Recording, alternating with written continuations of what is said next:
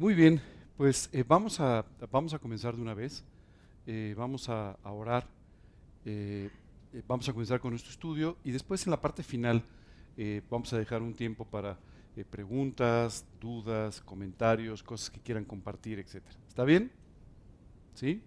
Nada más no se entusiasmen tanto, ¿no? Porque me abruma. Muy bien. Vamos a empezar entonces con una oración. ¿Estamos bien? Súper. Señor, queremos darte muchas gracias por este día. Gracias, Padre, por todo el trabajo precioso que tú haces en nuestras vidas. Y gracias, Señor, porque en tu misericordia tú nos has traído a una vida diferente, a una vida nueva, una vida eterna. Gracias, Señor, por este tiempo que tú nos permites pasar disfrutando de tu palabra. Te pedimos, Señor, que el día de hoy tú nos enseñes a través de ella y tú nos lleves a aprender esta lección que tienes para nosotros en el libro de Filipenses. Gracias, Padre, por enseñarnos lo que es el gozo y a vivir de esta manera. Te pedimos que tú guíes todo este tiempo en el nombre de Cristo Jesús y para su gloria. Amén.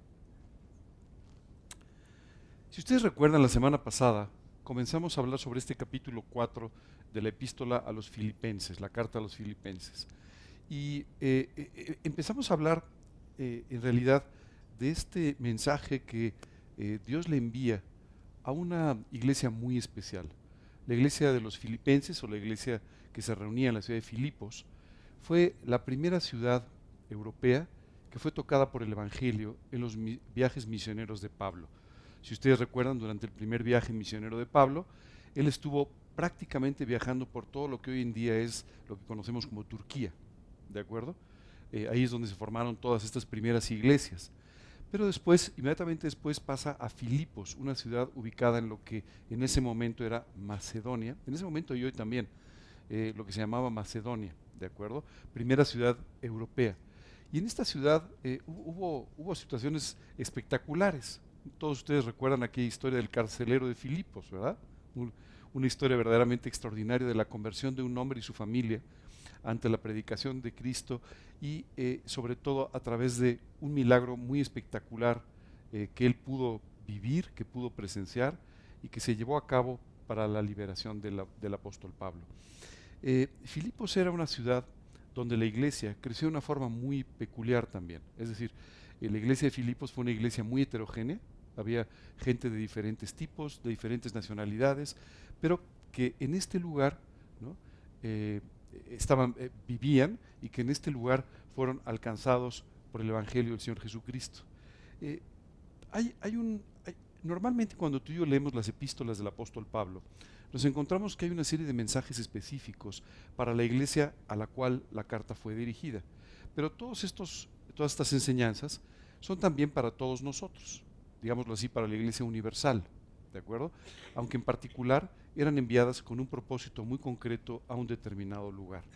En el caso de esta iglesia de Filipos, Pablo envía un mensaje muy peculiar, enseñándoles una verdad extraordinaria que cuando tú y yo aprendemos, transforma por completo nuestras vidas.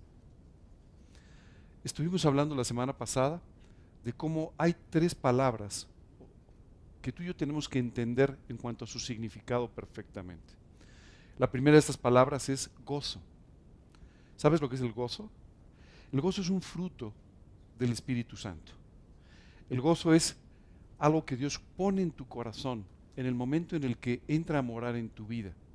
Y el gozo es esta sensación de tranquilidad, de paz, de satisfacción que tú y yo tenemos a pesar de las situaciones que enfrentemos, porque podemos descansar en el trabajo de Dios en nuestras vidas. La Biblia dice que estemos siempre gozosos. Nos llama a vivir con gozo independientemente de las situaciones que enfrentemos. Y es porque el gozo no es una emoción. La alegría, el segundo término del que tenemos que hablar, sí es una emoción. A veces tú y yo estamos alegres, a veces no lo estamos. A veces los creyentes confundimos estos dos términos y empezamos a pensar que siempre tenemos que estar alegres. Y esto no necesariamente es cierto. Si tú lees el libro de Eclesiastés, te dice que hay tiempo de estar alegre y hay tiempo de estar triste, hay tiempo de llorar, hay tiempo de reír, hay tiempo... Entonces, en algunos momentos tus emociones van a ser diferentes, ¿cierto? Pero las emociones son algo que Dios ha puesto en tu vida para que tú vivas con ellas, para que tú las disfrutes, pero no para que guíen tu vida. El gozo, sin embargo, puede ser algo permanente. Y tú puedes estar viviendo con gozo a pesar de una situación triste, puedes estar viviendo con gozo en medio de una situación muy alegre, ¿cierto? Son cosas distintas. ¿Podemos aprender a crecer en el gozo? Sí, por supuesto. En la medida que tu relación personal con Dios va creciendo, el gozo que tú puedes experimentar en tu vida también va creciendo. Hay una tercera expresión de la que hablamos el domingo pasado y que me gustaría repetir una vez más. La Biblia habla de contentamiento. ¿Qué es el contentamiento? Dice la Biblia, buena es la piedad acompañada de contentamiento. ¿Por qué el contentamiento es tan importante? ¿Y de qué se trata? El contentamiento no es un fruto del Espíritu.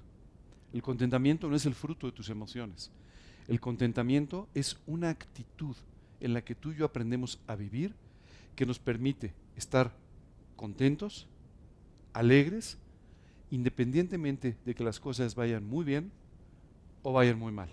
El apóstol Pablo hablaba del contentamiento y decía, he aprendido a estar contento, con contentamiento, teniéndolo todo o no teniendo nada. ¿Cómo desarrollamos esta actitud en nuestra vida?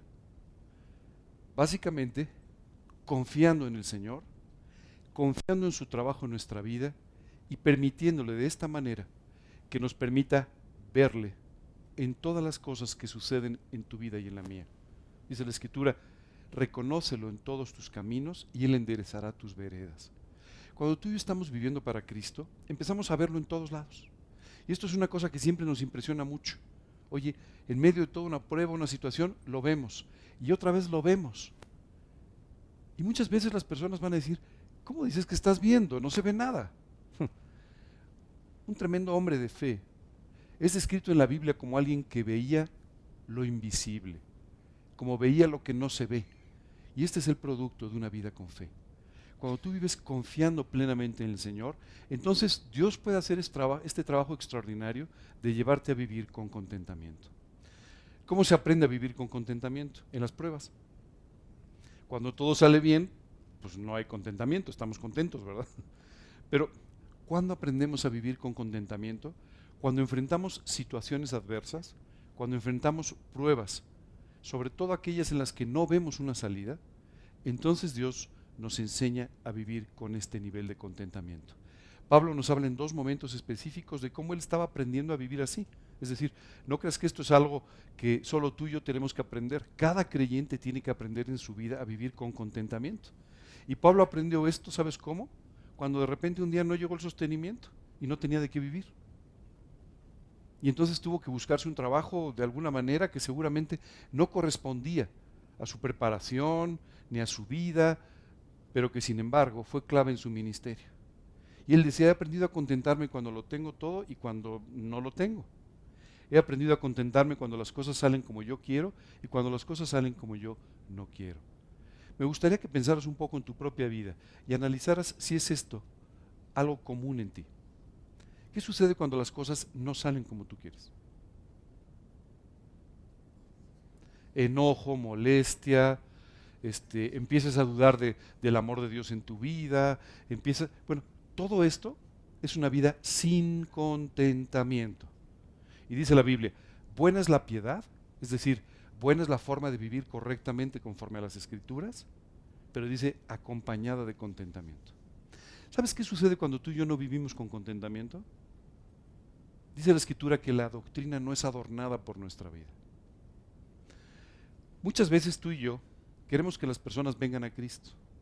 Y lo que hacemos es empezar a explicarles cuestiones morales que han cambiado en tu vida y por las cuales ellos tienen que venir a Cristo. Mira, yo te invito a que conozcas a Cristo porque yo he dejado de fumar. Hay mucha gente que no conoce a Cristo que ha dejado de fumar, ¿no? Mira, yo te invito a que vengas a Cristo porque y entonces empezamos a dar toda una serie de argumentos que en realidad no tienen nada que ver con la conversión. ¿Es así? ¿Qué es entonces lo que atrae a las personas para venir a Cristo? ¿El que vivas más moralmente? ¿El que no fumes? ¿El que no tomes? ¿El que a lo mejor hayas tomado ciertas decisiones de dejar de hacer o empezar a hacer ciertas cosas? No. Lo único que puede atraer a la gente a los pies de Cristo es ver que tu vida es distinta. No solamente desde el punto de vista moral, pero desde el punto de vista de lo que nadie puede tener victoria sin Cristo, vivir con contentamiento. Esa es la realidad. Sí, es cierto, entiendo que este mundo tiene muchos refranes, dicen al mal tiempo buena cara, pero nadie pone buena cara, ¿verdad? Esa es la verdad. Bueno, sin embargo, tú puedes ver a un creyente pasando por las pruebas, pasando por las dificultades, y sin embargo viviendo con una tremenda victoria. ¿Sabes en quién pensaba? Pensaba en un personaje bíblico que en lo particular yo siento mucha admiración por él, un hombre llamado Daniel, ¿no? Este hombre, dice la Escritura, fue arrojado a un foso con leones, básicamente por su fe, ¿no? Si tú lees el libro de Daniel, nunca encuentras a Daniel quejándose, nunca encuentras a Daniel diciendo yo no me lo merezco, nunca encuentras a Daniel de esta manera. Encuentras siempre a Daniel confiando en el Señor. ¿Y sabes cuál es el resultado? Reyes de naciones poderosas se convirtieron por la vida de Daniel. Él no estaba quejándose de la vida. Él estaba contento con todo aquello que Dios hubiera traído a su propia vida. En ese mismo libro de Daniel nos encontramos a 3 personajes, amigos de Daniel, muy peculiares. Sus nombres, no en hebreo, pero sus nombres eran Sadrach, Mesach y Abednego. Y estos tres hombres fueron arrojados a un horno de fuego. ¿Ok? Un horno de fuego. ¿Sabes qué es increíble? Dice la Escritura que mientras ellos estaban en este horno, aquel rey que arrojó o que pidió que arrojaran estos 3 personajes importantes, además de ese momento, ellos eran gobernadores de provincias de este país. Dice la Escritura que aquel rey se sorprende y dice, pero no arrojaron a 3, ¿por qué veo 4? ¿Qué es lo que está pasando? ¿De dónde salió el cuarto? Y además ese cuarto se ve diferente. Tiene el aspecto del Hijo de los Dioses. Así dice. ¿Sabes qué es increíble? Ellos estaban viviendo con contentamiento, porque en medio de esa prueba, en medio de esa dificultad, en medio de ese horno de fuego, ¿sabes qué estaba sucediendo? El Señor Jesucristo estaba con ellos. Oye, ¿estaba con ellos y no está contigo? No, la única diferencia es que ellos lo veían y tú no. Y tú no lo ves por tu falta de contentamiento. Pero en realidad también está contigo. En todas las pruebas que tú estás pasando, en todos los problemas que tú estás enfrentando, en todas las situaciones difíciles que a veces tú tienes que sortear en la vida, de todos modos, Dios está contigo. En cada día, en cada momento, a cada paso. A veces no lo ves. Y no lo ves porque estás tan concentrado en ti mismo y en tus problemas que no alcanzas a verlo a Él. Por eso dice la Escritura, buena es la piedad, acompañada de contentamiento. Muchas veces tú y yo no reflejamos ese contentamiento y entonces las vidas de otras personas no son tocadas por tu vida. ¿Qué sucede, por ejemplo, cuando tú vives en tu familia y tú les hablas a tus hijos de la necesidad de vivir para Cristo, pero no vives con contentamiento? Les estás enseñando una vida de disciplina, no una vida de gozo. Les estás enseñando una vida moral, pero no una vida en la que ellos puedan disfrutar de lo que Dios tiene para ellos. ¿Sabes qué es extraordinario? Dios tiene una vida increíble para ti y para mí. Fíjate bien, no dije fácil. La vida no es fácil. Gracias a Dios no es fácil. Porque al no ser fácil, esto nos lleva a los pies de Cristo. Ayer hablaba con una persona enfrentando una situación muy difícil en su vida. Y yo le explicaba, mira, si quieres, vamos a dividir nuestra charla en 2. Primero, vamos a hablar de lo que Dios quiere hacer y segundo, hablamos de tu problema. ¿Te parece bien? Dijo, bueno, pues sí, no lo entendió al principio, me dijo, no entiendo por qué, pero está bien. Y sabes, es increíble, pero mientras avanzaba la conversación, esta persona me empezó a decir, oye, entonces todo este problema que estoy enfrentando, toda esta situación tan compleja que tengo ahora mismo de vida, ¿no será porque Dios me quiere llevar más profundo con Él? Bueno, le dije, nos estamos acercando al final de la primera parte de nuestra conversación. Exactamente, tienes razón. Lo que Dios está buscando, a veces al colocarnos a ti y a mí en un callejón sin salida, es que tú y yo lo busquemos con todo nuestro corazón. y de esta manera Él pueda traer todo ese gozo, nos puede enseñar a vivir con todo ese contentamiento y nuestra vida finalmente pueda tener el impacto eterno en la vida de otras personas que Él está buscando. Tenemos un problema los seres humanos, estamos demasiado concentrados en nosotros mismos y Dios muchas veces tiene que quitar nuestra visión de nosotros mismos, y esto sucede a través del contentamiento, para que tú y yo volteemos a ver a los demás y nos demos cuenta de la profunda necesidad que otras personas tienen de Cristo, de la salvación, de ser alentados y de vivir de esta manera la vida que el Evangelio predica. Quiero pedirte también, durante toda esta charla que vamos a tener, que te olvides un momento de ti mismo. Sé que es difícil, O sea, estamos demasiado concentrados en nosotros mismos, pero hoy te quiero pedir que por un momentito te olvides de ti mismo, porque lo que te va a pedir ahora esta carta de Filipenses es algo que tú no puedes lograr mientras estés viéndote a ti mismo todo el tiempo. Fíjate lo que dice: regocijaos en el Señor siempre. Otra vez os digo, regocijaos. Lo repite 2 veces porque nos cuesta trabajo aceptarlo. ¿Sabes? Somos las perfectas víctimas, ¿te has dado cuenta? Cuando tú y yo hablamos de nuestra vida, siempre alguien tiene la culpa, siempre alguien nos hizo, siempre alguien más es el causante de las cosas que estamos enfrentando, siempre, ¿verdad? Y si acudes además a una terapia, pues te van a ayudar a que le eches la culpa a tu papá o a tu mamá o a la sociedad o a quien sea, ¿cierto? Esa es la verdad. Pero ¿sabes qué es lo que Dios te dice? No importa tu vida, fíjate lo que te está diciendo. No te dice tus circunstancias, tu vida, tus problemas, tu entorno, tu pasado. No importa. No importa. Simplemente te da una instrucción muy concreta. Gózate en el Señor siempre. Y luego te vuelve a decir, nuevamente, gózate, regocíjate, disfruta de la vida que Dios te ha dado. Seres humanos estamos programados para no disfrutar. ¿Te has dado cuenta? Siempre encontramos el pintito en el arroz, como se suele decir, ¿no? Recuerdo una vez hablaba con una persona, estábamos observando un paisaje extraordinario y decía, ¿te has dado cuenta qué paisaje tan extraordinario? Y me decía, sí, pero ¿te has dado cuenta que allá abajo? Le dije, no quiero ver lo que me estás diciendo, ya no quiero ver lo que me estás diciendo. Sabes, estoy viendo una cosa tan agradable que no quiero ver eso que tú ves allá abajo. Esa es la verdad. Estamos programados para hacernos la vida difícil. Estamos programados desde chicos para volvernos complicada la vida y para no disfrutar de la vida. Y cuando disfrutamos de la vida empezamos a sentir que somos irresponsables. Y cuando dejamos de preocuparnos por los problemas empezamos a sentirnos irresponsables.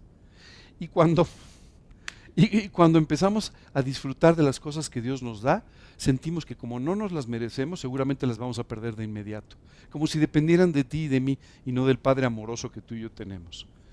Hoy quiero pedirte que cambies la programación de tu mente. Sé que esto no es fácil, pero tú y yo tenemos que aprender a vivir de una manera distinta. Tenemos que aprender a disfrutar de la vida. ¿Tú quieres que tus hijos se conviertan a Cristo? Disfruta de la vida. No los regañes más. No les des más doctrina. Enséñales con tu vida que la vida cristiana está llena de gozo. ¿Tú quieres que las personas que te rodean vengan a Cristo? Enséñales cómo se puede vivir, aún en medio de las pruebas, con gozo y con contentamiento. ¿Y sabes qué va a suceder? Las personas van a querer ese tipo de vida. No se van a meter en preocupaciones teológicas y en si saben o no saben. No, van a querer tu vida. ¿Sabes qué es extraordinario? Cuando tú y yo leemos el libro de Hechos, nos encontramos con un relato maravilloso de la iglesia del primer siglo.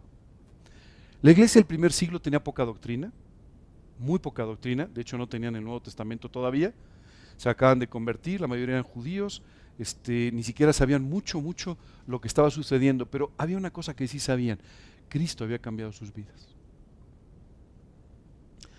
La iglesia primitiva tomaba cada una de las enseñanzas, de las pocas o muchas que tenían en ese momento, y la ponían en práctica inmediatamente. Y Dios nos habla de cómo se reunían a orar, cómo se amaban entre ellos, cómo se ayudaban, cómo compartían las cosas. ¿Sabes qué es extraordinario? En medio de la peor época de persecución de la historia, dice la Escritura, se añadían cada día a la iglesia aquellos que habían de ser salvados. ¿Cómo es posible que, aun cuando este grupo de cristianos eran despreciados, socialmente desechados, económicamente afectados por todo esto, muchas veces perseguidos, a veces incluso asesinados, cómo es posible que la gente quisiera convertirse a Cristo y vivir vidas como las de ellos? Porque sus vidas eran una invitación extraordinaria. Hoy en día, el mundo es más duro para oír. Y casi siempre tú y yo nos preocupamos diciendo, bueno, lo que pasa es que el mundo es más duro para oír porque hay más pecado, hay más inmoralidad. No, no te engañes. Se ve menos la gloria de Dios en la vida de los creyentes y esto hace que seamos menos atractivos.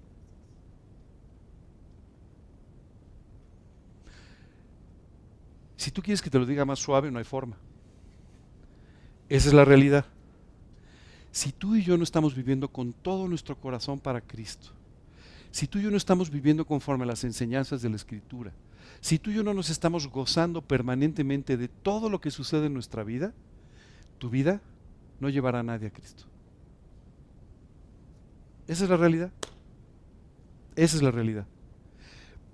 Pero si vives de esta manera, la gente se va a acercar a preguntarte qué tienes. Oye, ¿cómo puedes estar gozoso en medio de todo este lío? Te voy a contar una historia personal. Y te la voy a contar porque yo ni siquiera entendí lo que pasó en ese momento. Yo tenía unos meses de haber recibido a Cristo, tan solo tal vez un par de meses, una cosa así. Y recuerdo que se acercó una persona y me dijo, oye, estás muy extraño, me dijo. Tú siempre habías sido bastante amargadito. Y la realidad es que hoy que estás metido en muchos problemas, te ves muy contento. Yo creo que tienes una postura muy hipócrita, me dijo. Y le dije, mira, la verdad es que te agradezco mucho que seas tan lindo conmigo, pero además... Además de eso te quiero decir, la verdad es que no sé explicártelo. La verdad es que no tengo ni idea de cómo decirte qué me ha pasado. Lo único que sé es que no estoy fingiendo, que sí estoy muy contento. Yo ni siquiera todavía sabía expresar lo que era el gozo. Estoy muy contento y esto tiene que ver con una decisión que yo tomé de invitar a Cristo a mi vida. Lo demás no te lo sé explicar. Entonces esa persona me dijo, no, ahora sí te has vuelto loco del todo. Un año después tomó una decisión por Cristo. Quiero explicarte, yo ni siquiera sabía. O sea, te lo cuento porque no me puedo ni vanagloriar porque ni siquiera sabía de qué me estaban hablando. Estas eran cosas que estaban sucediendo en mi vida como consecuencia de esta decisión de haber invitado a Cristo a mi corazón. Seguramente esto te pasó cuando tú invitaste a Cristo. De repente la gente te dijo, oye, te veo muy contento, ¿qué te pasa? ¿No? Oye, ¿qué expresión? Tu expresión ha cambiado, tus ojos se ven de otra manera, hay un brillo que no tenías, ¿qué es lo que está pasando? Pero a veces va transcurriendo el tiempo y volvemos atrás en lugar de seguir hacia adelante. Y empezamos a vivir como antes en lugar de vivir como Dios tiene planeado para nuestras vidas en el futuro. Solo te quiero decir una cosa. Cuando Dios te dice regocíjate en el Señor siempre, es que puedes vivir gozándote en Dios siempre. Dios nunca nos invita a algo que no podamos hacer. Muchas veces nos pone el desafío de situaciones que no podemos vivir sin Él. Pero cuando Él dice que algo es posible, es que Él lo puede hacer posible. Y cuando Él te dice que puedes vivir regocijándote en el Señor siempre, es que puedes vivir con plenitud de gozo. Vamos a analizar un poco más este versículo, pero déjame explicarte algo. Este gozo solamente depende de qué tanto le estés permitiendo al Espíritu Santo, al Espíritu de Dios, trabajar en tu vida. ¿Qué tan cercano estás viviendo tu relación con Dios? No depende de ninguna otra cosa. Eso es una gran noticia. No depende ni de ti, ni depende de nada que te rodee. Solo depende del trabajo de Dios. Y esto es una gran noticia, porque justo por eso puedes vivir con victoria. Vamos a analizar un poquito el versículo. Porque cuando dice regocijaos en el Señor, tú y yo podemos recordar, como hablábamos hace un momento, a la iglesia primitiva. Dice la Escritura, y los discípulos estaban llenos de gozo y del Espíritu Santo. Esto es lo que la gente veía. Hoy se ven muy gozosos. Y esto era la consecuencia de vivir una vida llena del Espíritu Santo. ¿Cómo tú y yo podemos vivir en la plenitud del Espíritu Santo? Es muy sencillo. Dios quiere que tú y yo vayamos creciendo en nuestra relación con Él y vayamos como consecuencia creciendo en la expresión de los frutos de nuestra relación con Él. Lo único que puede hacer que este trabajo del Espíritu Santo disminuya o no pueda suceder en tu vida es cuando tú y yo, dice la Escritura, contristamos al Espíritu Santo.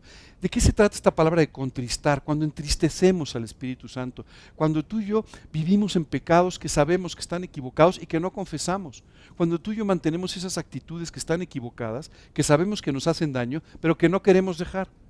Cuando esto sucede, dice la Escritura, contristamos al Espíritu Santo, entristecemos al Espíritu de Dios, y es entonces cuando se empiezan a no manifestar los frutos del Espíritu Santo en tu vida.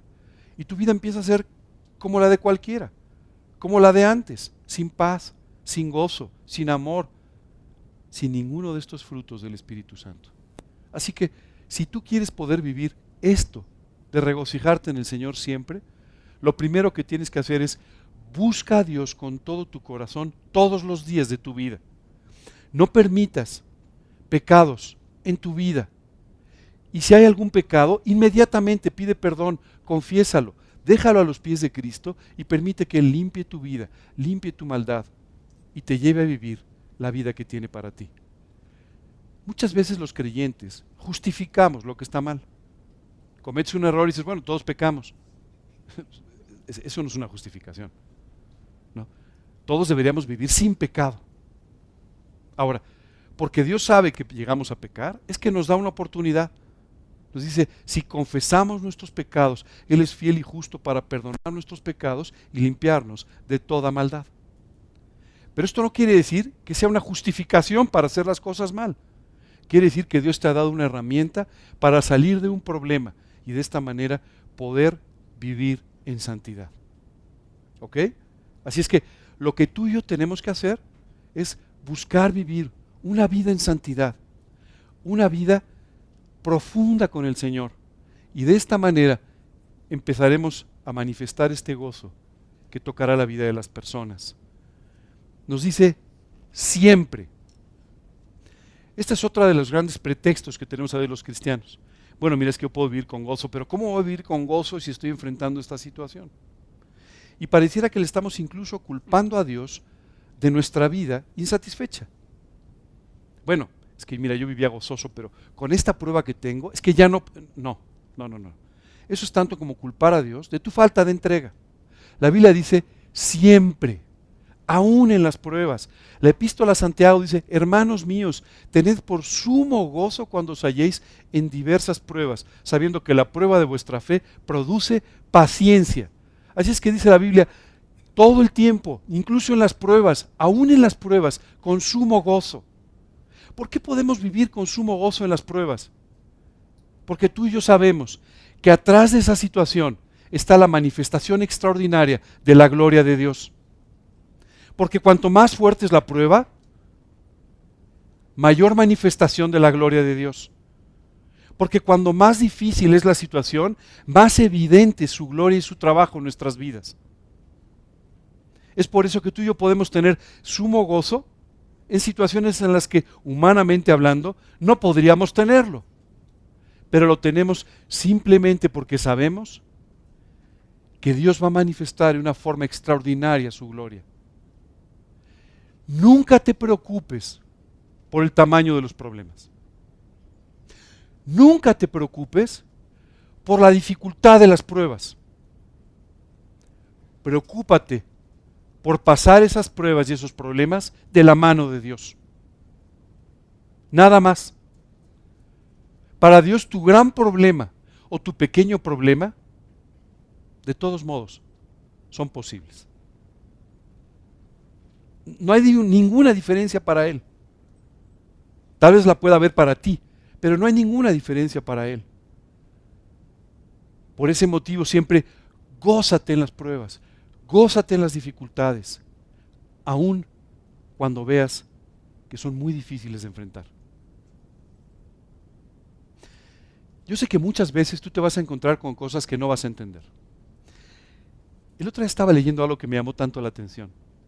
el pueblo de Israel entra en la tierra prometida. Y lo primero que Dios hace es acercarlos a la ciudad más difícil de conquistar. No los llevó por los terrenos fáciles, los llevó a la ciudad difícil, Jericó. Una ciudad cuyas murallas eran enormes. Y según la narración, cuyos habitantes eran también gente grande, fuerte, imponente. Pero sobre todo aquellas murallas que parecían infranqueables.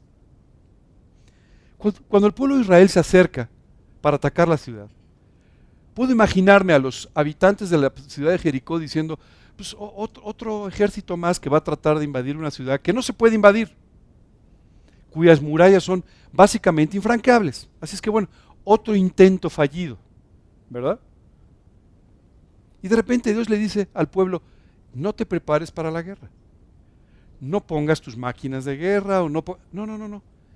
Camina y date una vueltecita al lado de la ciudad. ¿Te imaginas a los líderes militares de Israel? Una vueltecita al lado de la ciudad. Ok, Dios, si eso es lo que tú dices, eso haremos. Vueltecita alrededor de la ciudad. Me puedo imaginar desde las murallas la gente diciendo, ¿qué están haciendo estos locos? Dando vueltecitas y saludando. ¿Qué están haciendo estos locos?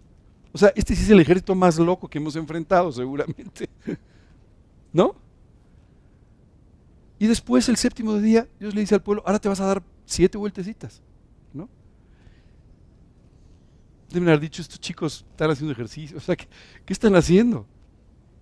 Y entonces sonaron las trompetas y las murallas se cayeron. ¿Se acabó? ¿Qué necesitaban? ¿Esforzarse? No, lo único que necesitaban era hacer aquello que Dios les pedía que hicieran. Confiar en Él. Y aquellas murallas infranqueables se cayeron. Lo que Dios te está pidiendo hoy es que le hagas caso en tu prueba, que le hagas caso en tu dificultad, que le hagas caso en lo que estás enfrentando. Nada más. Y se va a caer delante de ti. No vas a tener que luchar. La Biblia dice que Él es el que pelea por nosotros. Él pelea nuestras batallas. Lo único que tú vas a tener que hacer es estar de rodillas, buscando al Señor y permitiéndole que te llene con gozo, viendo lo que todavía no se ve, tu victoria en la prueba y la gloria de Dios. Me puedo imaginar en este momento a Josué diciendo, bueno Dios, si tú dices que las murallas se van a caer, ¿verdad? Y qué bárbaro cuando se caigan. Muchas veces tú y yo en medio de la prueba podemos empezar a gozarnos y decir, ay Señor, tan difícil que se ve. Cuando tú me des la victoria, qué bárbaro. Lo que la gente va a ver. Qué testimonio, qué gloria, qué maravilla lo que la gente va a ver. Y es por eso que tú y yo podemos gozarnos siempre, siempre, a pesar de lo que estemos enfrentando. Como tenemos mala memoria, como tendemos a confundirnos, Dios nos repite, otra vez, regocíjate, por si te acabo de olvidar lo que te he dicho hace 2 segundos, ¿verdad? Porque pasa, ¿verdad? Otra vez te digo, regocíjate. No empieces a buscar excusas. Regocíjate. ¿Sabes qué dice 1 de Juan? Estas cosas os escribimos para que vuestro gozo sea cumplido, para que se cumpla tu gozo. Y decía Jesús directamente, estas cosas os he hablado para que en mí tengáis paz. En el mundo tendréis aflicción, pero confiad, yo he vencido al mundo. Jesús dice, no vas a tener gozo en este mundo. Las cosas de este mundo no te van a poner gozoso. Si no me crees, ahorita voy por un periódico y revisamos un poquito las noticias y vamos a ver cuál de esas noticias te va a poner contento. No hay una. No hay una. Y si encuentras una me avisas para cambiarme a otro periódico, pero no hay una, entiéndeme. No hay nada. Y Jesús nos lo anticipaba, en el mundo solamente van a encontrarse con aflicciones. Esa es la realidad. No va a haber nada que te sacie, no va a haber nada que te dé gozo, no va a haber nada que traiga paz. No lo hay. Así es que si tú estás buscando hoy algo en esta vida que te va a dar gozo, que te va a dar paz, estás buscando en el lugar equivocado. Yo veo cuántos jóvenes hoy contraen matrimonio pensando que de esta manera van a tener una mejor vida o van a tener mucho gozo. Y si se casan pensando esto, pues van a incrementar las estadísticas del divorcio. Porque no es así. No hay nada que te pueda dar gozo o paz o paciencia en esta vida. Solamente Dios puede darlo. Jesús venció al mundo. Jesús venció tus pecados. Jesús venció tu maldad. Jesús venció sobre tu incredulidad. Así es que el día de hoy tú puedes recurrir a Él porque Él va a traer paz y va a traer gozo a tu vida. Nadie más. Vamos al siguiente versículo. Le sigue diciendo a los filipenses: vuestra gentileza sea conocida de todos los hombres. El Señor está cerca. ¿Sabes qué nos pasa a ti y a mí? A veces tenemos un pequeño problema. Tan preocupados por nosotros, no nos preocupamos por el de al lado. Mientras tú y yo hacemos berrinche, el de al lado no entiende por qué hablas de Cristo y tú haces berrinche. Mientras tú estás preocupado y afanado y desesperado, la gente voltea y dice: pues no entiendo, ¿no? Que su Dios era poderoso. Y entonces muchas veces tú y yo estamos mandando un mensaje muy confuso a las personas. Les hablamos de un Dios extraordinario en el que parece que no creemos. Les hablamos de la gran capacidad que Dios tiene para resolver nuestras vidas y salvarnos eternamente, pero después no confiamos aún en las más pequeñas pruebas. Y estamos mandando un mensaje terriblemente confuso a las personas, que acaban diciendo: pues yo no sé en qué creen. Yo no sé en quién creen. Yo no sé de qué se trata. Bueno, dice la Escritura que vuestra gentileza sea conocida por todas las personas. En pocas palabras, lo que te dice es: tienes que tener un buen testimonio. Tienes que comportarte correctamente con los demás. Tienes que ser gentil, tienes que ser educado, tienes que ser amoroso, tienes que ser comprensivo, tienes que ser compasivo. Uf, ¿cómo hago todas esas cosas? Con esta lista ya hasta me quedé cansado. O sea, ¿cómo le hago para todas estas cosas que además están en contra de mi naturaleza? Otra vez, necesitas de Dios en tu vida. Sabes, mientras venía en el camino, puse algo de música que traía en el teléfono. Y entonces la verdad es que no vi mucho cuál estaba poniendo, o sea, se van solas, digamos, ¿no? Y de repente entró una canción que en lo particular a mí me enternece mucho, se llama Cristo en mí, ¿no? Y entonces empieza a explicar ciertas cosas y dice: Señor, solo te pido que hagas todo esto para que vean que eres Cristo en mí, que no soy yo, que eres tú en mí. ¿Cómo es tu testimonio? No te estoy pidiendo hoy que te esfuerces, que digas: Señor, voy a ser más amable, voy a ser más amable. No vas a ser más amable de esa manera. Solo te quiero preguntar, ¿nuestro testimonio es solamente la manifestación externa de lo que es nuestra relación con Dios? Eso es, no es otra cosa. Por eso es que no lo podemos fingir. No podemos fingirlo. Si en tu corazón no está sucediendo, no lo puedes hacer. Hace un tiempo leí un libro que me encantó sobre la educación de los hijos. Y hablaba de una señora que un día, ya sabes, su hijo estaba muy nervioso y por todos lados del salón, ya sabes, ¿no? Entonces de repente lo agarró, lo sentó en una silla y le dijo: aquí te vas a quedar y te vas a estar quieto. Y el niño le dijo: mamá, por fuera estoy sentado, pero por dentro sigo corriendo. Eso es lo que pasa contigo y conmigo muchas veces. Ponemos una expresión externa de piedad, pero por dentro somos un volcán en erupción. ¿No? Queremos mostrar una cara muy espiritual cuando por dentro estamos en otra cosa. No puede ser, no te engañes. Nuestro testimonio solamente es un reflejo de lo que está sucediendo en nuestro corazón. En lugar de tratar de fingir una piedad que no vives, lo que tienes que hacer es vivir la piedad que predicas. Y esto va a hacer que tu testimonio sea extraordinario, porque las personas podrán ver a Cristo en ti. Ahí sí, ¿verdad? Podrán ver a Cristo en ti. ¿Qué nos dice la Escritura? Que seamos gentiles, que las personas nos conozcan por eso. Si hoy las personas que te rodean tuvieran que identificarte de alguna manera, ¿cómo lo harían? El listo, el hábil, el simpático, el gruñón, ¿cómo te identificarían? Ese es tu testimonio. No el que tú pretendes, sino ese es tu testimonio. Eso es lo que la gente ve en ti. ¿Sabes qué es extraordinario? Dios nos invita a que vivamos de tal manera que seamos un testimonio de Él. Y esto a mí me parece increíble. Ser un testimonio de alguien como Jesús. solo reflejando a Jesús, porque nosotros no tenemos esa vida, solo reflejando a Jesús.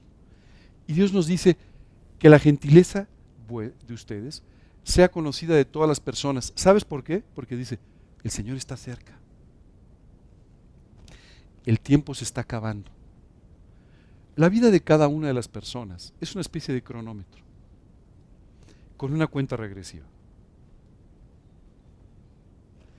Cada minuto es un minuto menos en este mundo. Cada hora es una hora menos en este mundo. Cada momento, cada rechazo, una oportunidad menos que tú y yo tenemos para tener la vida eterna. Cada vez más cerca. ¿Sabes? Tienes que darte cuenta de esto.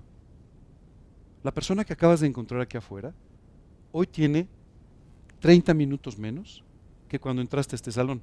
50, perdón, si llegaste a tiempo, pero, o 45, depende cómo hayas llegado, pero tiene menos tiempo. ¿Te das cuenta? El tiempo se acorta. Y mientras tanto tú estás preocupado por quejarte de esto, quejarte del otro. A ver, déjame te lo pongo muy sencillo. Si recibiste a Cristo, te vas a ir al cielo. Si recibiste a Cristo, vas a tener una eternidad con Él. Tú sabes, al dar ese paso a la eternidad, lo que te va a importar, la preocupación de la renta, de tu problema con los zapatos. ¿Tú sabes lo que te va a importar? Nada. No tiene mayor importancia. Tú lo estás volviendo importante. No es importante. Lo importante es que las personas que te rodean pueden abrir sus ojos en el infierno. Eso es lo importante.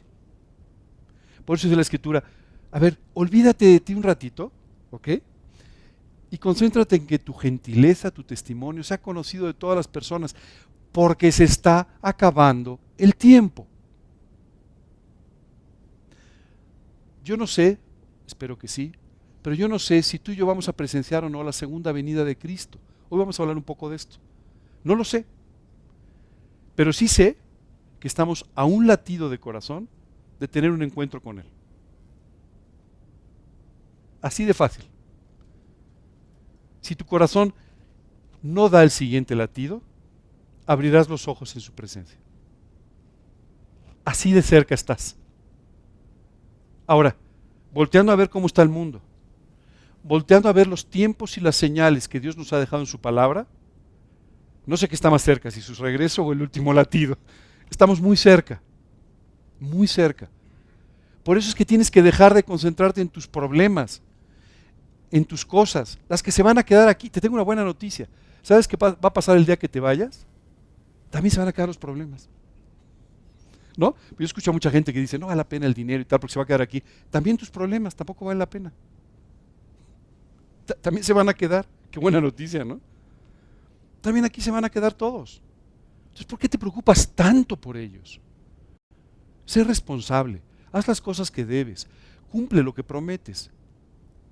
Sé un buen reflejo de Cristo en tu trabajo, en tus negocios, en tu escuela, en tu hogar, donde tú tengas que estar. Pero no vivas por eso, no vale la pena. De verdad no vale la pena. ¿Sabes qué vale la pena? La eternidad de quienes te rodean, porque el Señor está cerca. Dice la Escritura en el libro de Hechos, y los discípulos estaban llenos de gozo y del Espíritu Santo. Otra vez.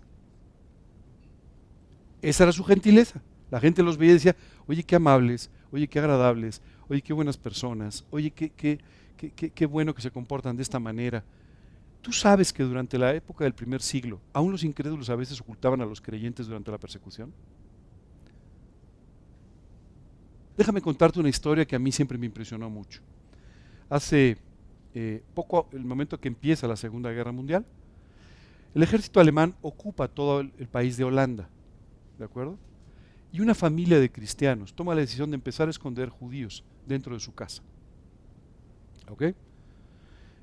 La familia se llama Ten Boom, sé que no suena muy normal, pero es un apellido holandés.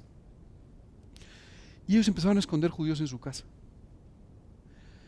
Los judíos nunca fueron encontrados, pero como los alemanes sospechaban que ellos estaban haciendo algo extraño, los mandaron a todos a un campo de concentración. Bueno, a dos campos de concentración, uno las mujeres y otro los hombres. En ese campo de concentración murieron todos excepto una de las hijas. ¿De acuerdo? Su nombre, Corrie ten Boom. ¿Ok? ¿Sabes qué es extraordinario? Cuando ella salió de ese campo de concentración, tenía todos, absolutamente todos los motivos para tener una vida miserable. Tenía todos los motivos para tener rencor en contra de toda la humanidad. Tenía todos los motivos para tratar de vengarse de aquellos que en ese momento habían sido ya derrotados y que habían sido los causantes directos de la muerte de su familia. ¿Sabes cuál fue su primera iniciativa? Utilizar aquellas instalaciones de muerte para recoger a los soldados alemanes que venían de regreso, que eran atacados por las personas, que eran despreciados por todo el mundo, y de esta manera darles algo de comer, un lugar donde descansar por una noche o dos, y el mensaje del Evangelio. ¿Cómo? ¿Estaba hablando del amor de Dios en medio de esta atrocidad? Efectivamente así es. ¿Sabes por qué? Porque ella vivía este amor de Dios en medio de esa atrocidad. Años después escribió un libro sobre cómo Dios había estado usando todo este periodo en su vida. Y ella decía, solo una lección aprendí en aquel campo de concentración. El amor de Dios es más grande que lo más profundo del odio humano. Qué testimonio, ¿verdad? ¿Qué opinas de las personas que le escuchan? Wow, todo el mundo impresionado, no puede ser. ¿Cómo una persona puede vivir así? ¿Cómo puede ser de esta forma? ¿Cómo puede tener tanta misericordia e incluso amor por aquellas personas que provocaron sus grandes problemas? En su biografía cuenta que una noche, después de cenar, había un grupo de soldados alemanes. Y entonces ahí sentados ella empezó a hablar sobre la Biblia y empezó a hablar sobre el amor de Dios. Para tan solo darse cuenta que en la primera fila estaba sentado el responsable directo de la muerte de su hermana.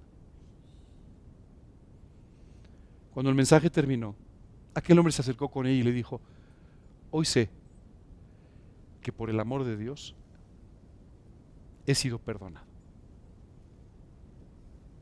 Pero yo sé lo que le hice a su hermana. Yo quiero pedirle a usted que me perdone.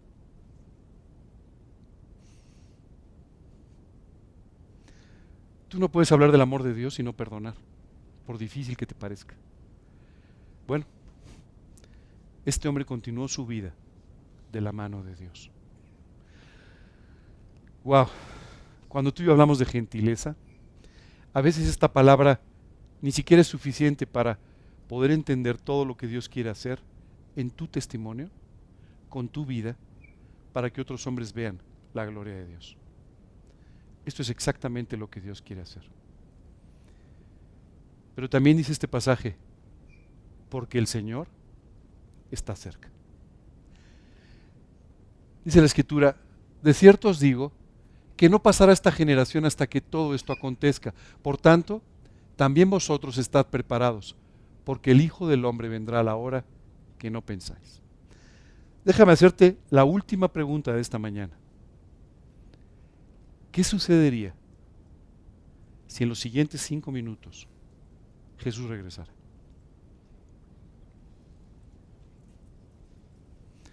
Créeme, la pregunta es suficientemente válida porque vamos a estudiarlo el siguiente domingo. Las señales ya están cumplidas. Así es que podría suceder en cualquier momento. En los siguientes 3, 5 minutos o 5 años. No lo sabemos. La pregunta es, ¿cómo estás? ¿Y cómo te gustaría que te encuentre? ¿Te gustaría que te encuentre como estás en este momento? ¿Dónde estás en este momento? Si la respuesta es, mejor no, entonces no tienes que pedir que se retrase más. Lo que tienes que pedir es arreglar tu vida. Eso es lo que tienes que hacer, arreglar tu vida. ¿Cómo podemos hacer esto? Hoy Dios nos ha dado muchas claves a través de esta carta a los Filipenses. Nos ha dicho que tenemos que vivir con un gran testimonio, que tenemos que estar siempre gozosos, que tenemos que regocijarnos en todas las situaciones de nuestra vida y que todo esto solamente depende del trabajo extraordinario de parte de Dios para con nosotros. Así es que, si tú no estás en este lugar, si tú no te estás gozando todo el tiempo con el Señor, si tú estás sufriendo en lugar de gozando en las pruebas, si tú no estás pasando por los problemas con victoria, si tú no has aprendido todavía a vivir con contentamiento, si tu testimonio no está reflejando al Señor Jesucristo, no estás preparado para un encuentro con Él. Y te sugiero que te prepares, porque sí podría ser en los siguientes 5 minutos. No sabemos cuándo va a ser.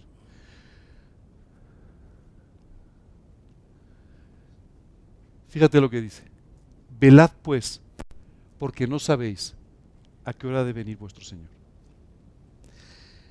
Cuando la Biblia habla de la segunda venida de Cristo, nos habla de un periodo de tiempo. La primera venida de Cristo fue cuando Jesús se hizo un hombre en la ciudad de Belén, vivió durante un poco más de 33 años entre nosotros y llegó hasta la cruz del Calvario para consumar nuestra salvación. Pero la Biblia habla de una segunda venida de Cristo. Y esta segunda venida tiene varios acontecimientos. El primero de ellos se llama, o es llamado, el arrebatamiento. El momento en el que Dios va a regresar por su iglesia. Qué momento, ¿verdad? Si se te puso carne de gallina, a mí también, o sea, no te preocupes. Qué momento, ¿cierto? Cuando los apóstoles salieron y vieron ascender a Jesús, un ángel al lado les dijo que de la misma forma que lo habían visto ascender, así lo verían regresar otra vez. Y así es como tú y yo probablemente lo vamos a ver. Digo probablemente porque no estoy seguro si nos va a tocar. Ojalá que sí, pero no lo sé. Pero esta es la forma en la que lo vamos a volver a ver.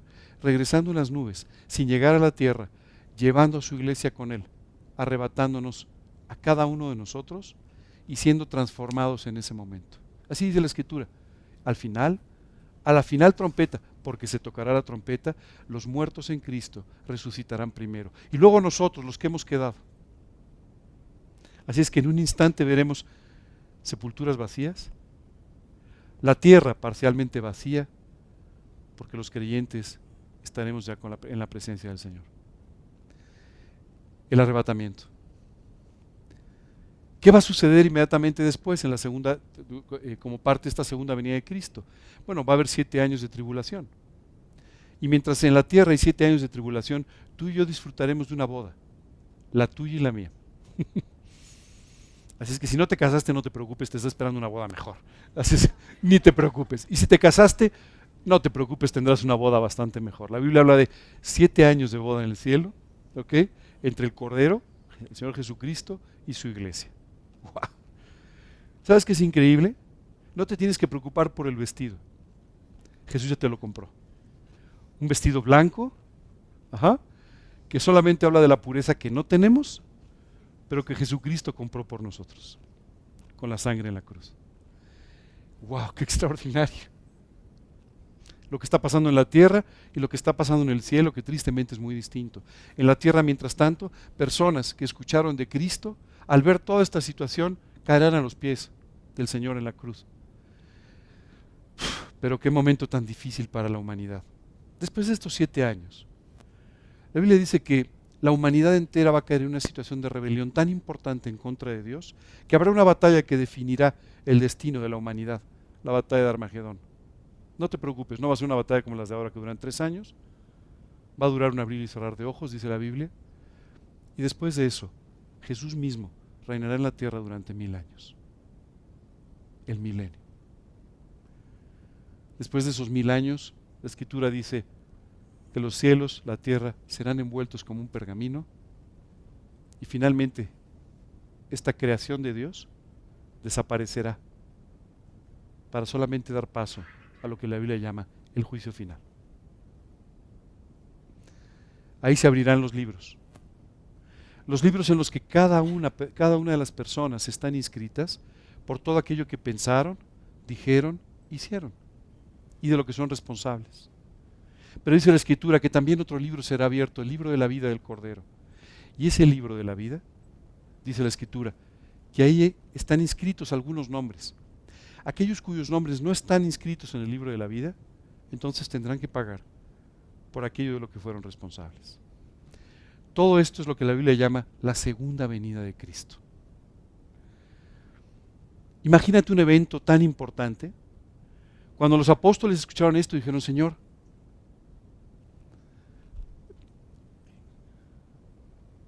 uno más. Ahí, perdón, uno más. Le hicieron 3 preguntas a Jesús. Le dijeron, Señor, ¿cuándo van a suceder estas cosas? Señor, ¿qué señal va a haber de tu venida? ¿Y qué señal del final de los tiempos? Y Jesús en el Evangelio de Mateo nos da una descripción completa de cuándo van a suceder estas cosas, cuáles son las señales de su segunda venida y cuáles las señales del final de los tiempos. Dice la Escritura, ¿cuándo serán estas cosas?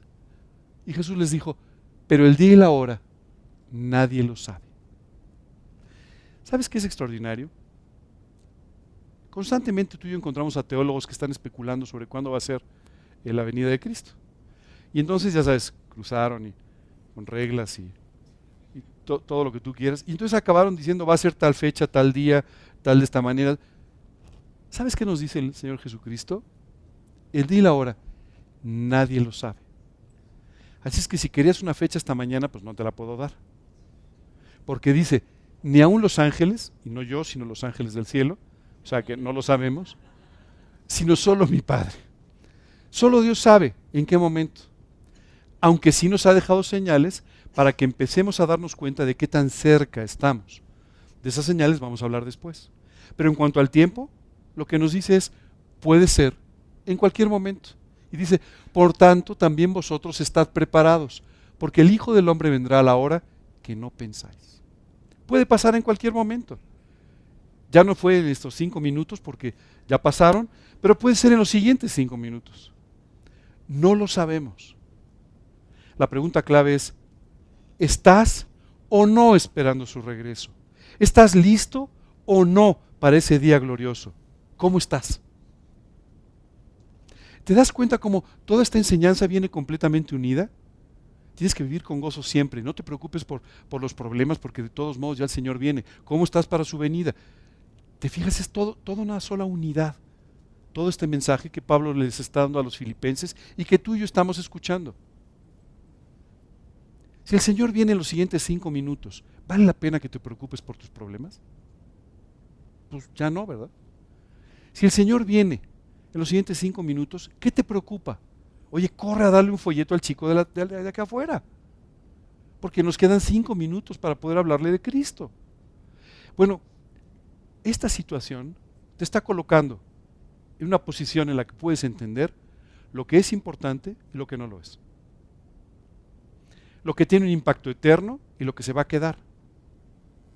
No dediques tu vida a lo que se va a quedar. Sé responsable, trabaja, haz lo que tienes que hacer como parte de tu testimonio, no como un objetivo de vida. Si tu objetivo de vida es hacer mucho dinero, ser muy importante, ser conocido, ganar esto o lo otro, estás perdiendo la vida. Si tu objetivo es darle gloria a Dios a través de las cosas que estás haciendo cada día, entonces sí, estarás aprovechando lo que haces cada hora de tu vida. Hoy tienes que preguntarte todo esto. Hoy tienes que cuestionarte todo esto porque tu vida en el fondo es la que está de por medio. No sabemos cuándo. Pero sí hay algo interesante que nos dice la Escritura. Y Jesús habla de una parábola de 10 vírgenes. 5 sensatas, 5 insensatas. Las sensatas se preocuparon porque en sus lámparas hubiera aceite.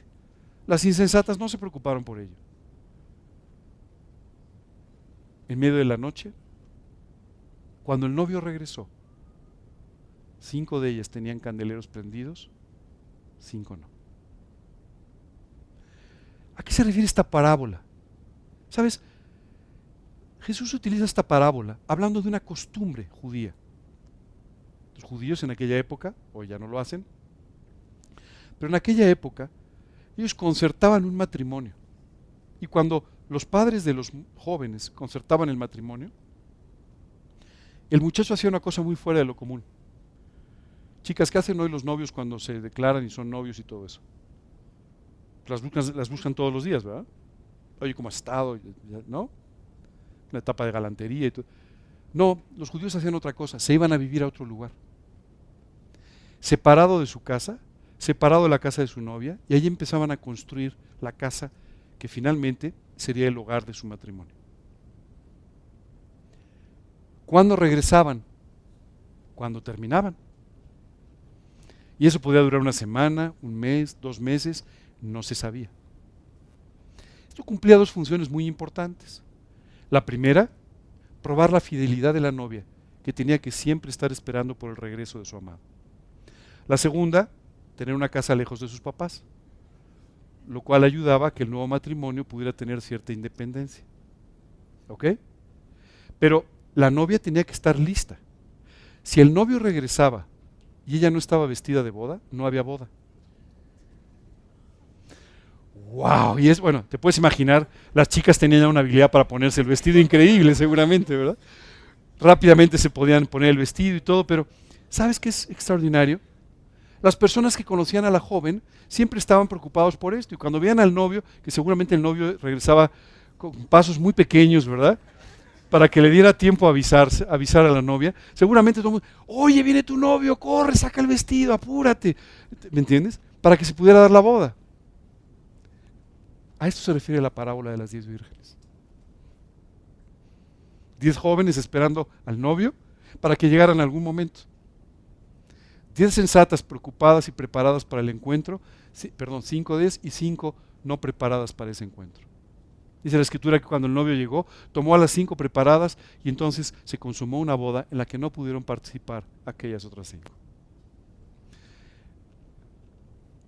Tú y yo tenemos que vivir pendientes del regreso de nuestro Señor. Oye, ¿Jesús también ha regresado con pasos cortos? Sí, así es. Esa es la verdad. Dice la Escritura que el Señor no retarda su promesa, según algunos la tienen por tardanza, sino que es paciente para con todos, no queriendo que ninguno perezca, sino que todos procedan al arrepentimiento. Esos son los pasos cortos del novio, ¿cierto?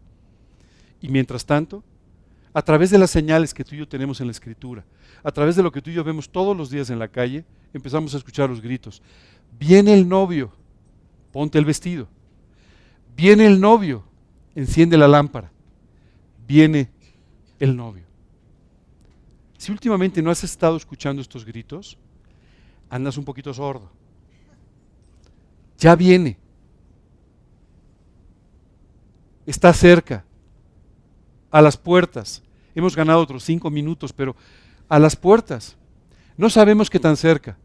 Lo que sí es importante es que tú y yo estemos preparados.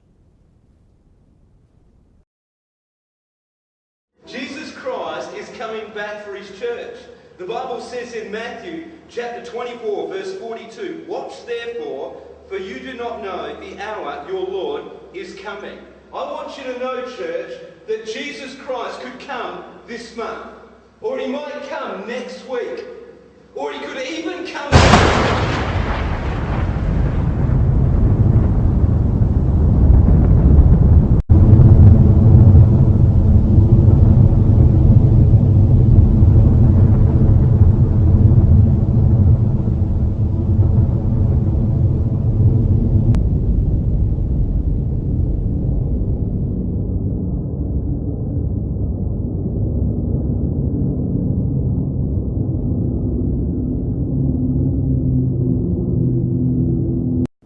Podría ser este salón vaciándose, ¿cierto?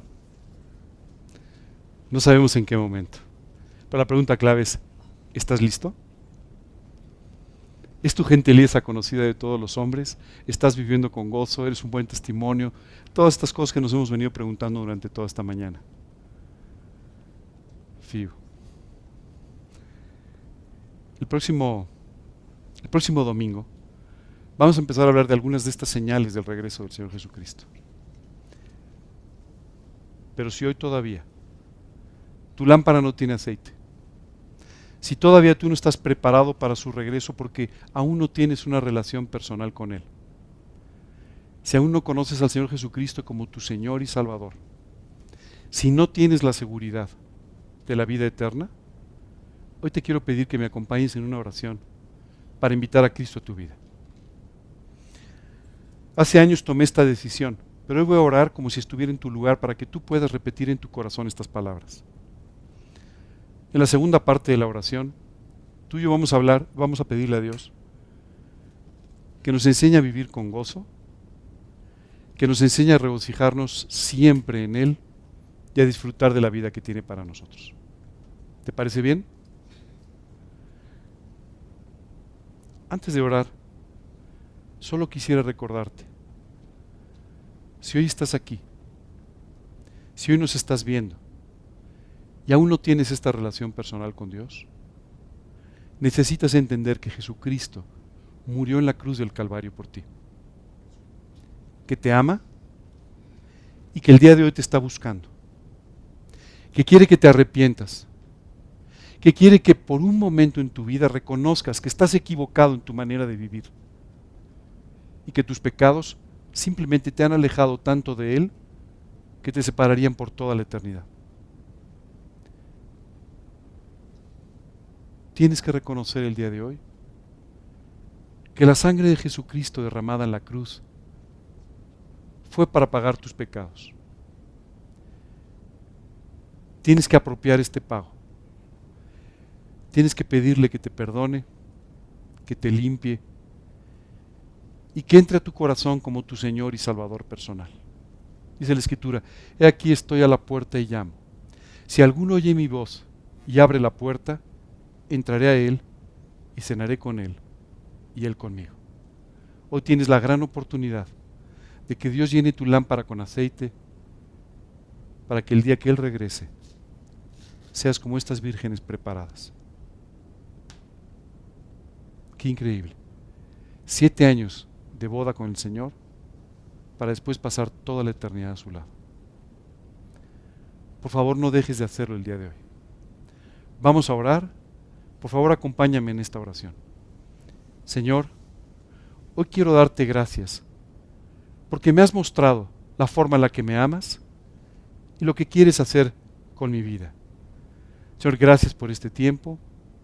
Yo quiero pedirte que tú me perdones por cada uno de los pecados que he cometido en mi vida. Los que recuerdo, los que ya he olvidado. Perdóname, Señor, y limpia mi corazón por completo. Quiero pedirte, confiando en lo que tú hiciste en la cruz del Calvario, que hoy entres a mi corazón como mi Señor y mi Salvador personal. Señor, sálvame del pago de mis pecados, dame una vida nueva y eterna a tu lado, y Dios, te quiero pedir que desde hoy seas el soberano de mi vida. Te lo pido, Señor, en el nombre de Cristo Jesús y para su gloria. Amén. Y Señor, hoy queremos darte muchas gracias por todo esto que tú nos estás enseñando de cómo vivir con gozo. Dios, dices en tu palabra que debemos vivir permanentemente llenos de este gozo. Y hoy queremos pedirte que tú nos muestres cómo vivir una vida en santidad, que pueda traer este gozo pleno a nuestra vida y nos convierta en un gran testimonio hacia los demás. Te lo pedimos, Señor, y te damos gracias por este día en el nombre de Cristo Jesús. Amén.